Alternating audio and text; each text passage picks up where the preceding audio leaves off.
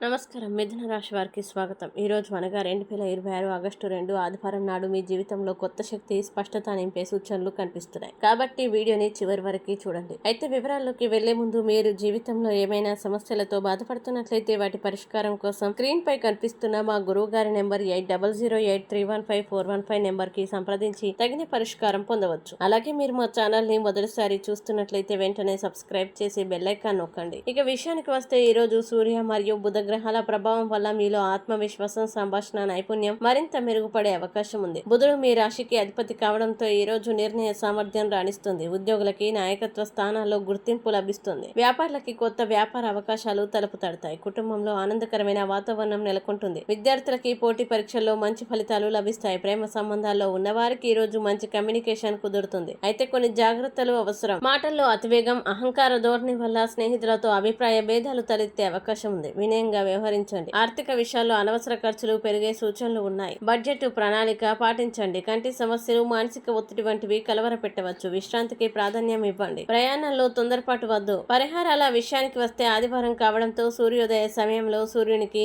రాగి పాత్రతో ఆర్ఘ్యం ఇచ్చి ఓం సూర్యాయ నమః మంత్రాన్ని జపించండి. ఆకుపచ్చ వస్త్రాలు ధరించి పేదలకి పచ్చని పప్పులు, పండ్లు దానం చేయడం వల్ల మంచి ఫలితాలు కలుగుతాయని సాంప్రదాయంగా విశ్వసిస్తారు. ఇక ఈ రోజు శుభ అశుభ సమయాల విషయానికి వస్తే రాహుకాలం సాయంత్రం 4:30 నుంచి 6 గంటల వరకు ఉంటుంది. కాబట్టి ఈ సమయంలో కొత్త పనులు ప్రారంభించకపోవడం మంచిది. అభిజిత్ ముహూర్తం మధ్యాహ్నం 12 గంటల నుండి 12:50 వరకు అత్యంత శుభప్రదమైన సమయంగా పరిగణించబడుతుంది. ఈ రోజు మీకు అదృష్ట రంగు ఆకుపచ్చ, అదృష్ట సంఖ్యలు 5, 6గా ఉంటాయి. ఈ వీడియో మీకు నచ్చితే లైక్ చేయండి, షేర్ చేయండి. మీ అభిప్రాయాన్ని కామెంట్ ద్వారా తెలియజేయండి. మీ రాశి మిథున రాశి అయితే కామెంట్ లో మిథున రాశి అని టైప్ చేయండి. ఇంకా ప్రతిరోజు ఖచ్చితమైన రాశి ఫలాల కోసం మా ఛానల్ ని సబ్స్క్రైబ్ చేసి బెల్ ఐకాన్ నొక్కడం మర్చిపోవద్దు.